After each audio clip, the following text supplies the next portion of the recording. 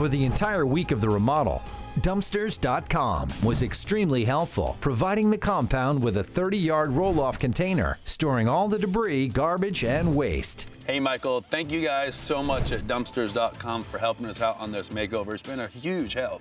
Yeah, you know, we're really proud to be a part of this project. When we heard you guys were remodeling the Oscar Mike compound here, it was just something we had to be a part of. We really believe in helping out our local communities and kind of supporting the great work that's being done here.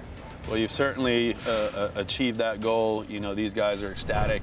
We had this huge dumpster here. We needed it.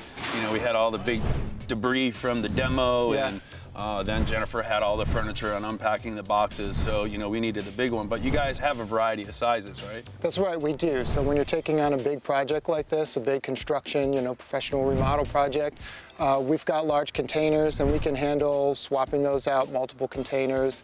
And even if you're just a homeowner who's working on a kitchen or bath remodel or cleaning out the garage, we can help with that too. So it's all about understanding what your individual needs are. So we understand what you need, we try to simplify the process and streamline everything to make it simple.